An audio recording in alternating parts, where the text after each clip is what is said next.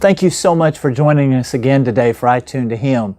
I want to spend a few moments and let's talk about this thought, the divided mind.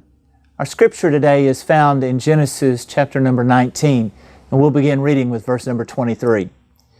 The sun had risen upon the earth when Lot entered Zoar. Then the Lord rained brimstone and fire on Sodom and Gomorrah from the Lord out of the heavens.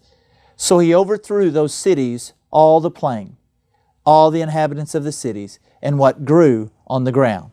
But his wife looked back behind him, and she became a pillar of salt.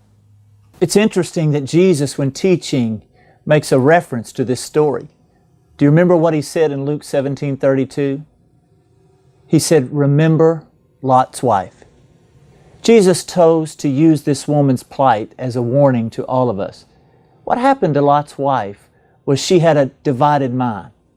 And I want to share for a few moments what happens when we have a divided mind. First of all, we miss the joy we can have if we have made the right decision.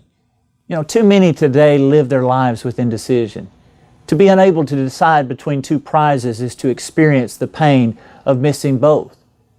Where did Lot's wife die? If you notice, she died neither in Sodom nor in the mountain heights. She died between two worlds.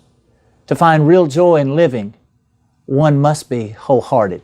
Secondly, a divided mind makes us unfit because it robs us of our strength to go forward. You will never travel swiftly to heaven if you're constantly looking back toward Sodom. And then thirdly, a divided mind, or what I call indecision, usually always ends in disaster. When I was looking at this, I come to realize the tragedy of this story is not her physical death, but her spiritual death. The crude figure of Lot's wife, frozen as a pillar of salt, facing Sodom, gives us a picture of her soul.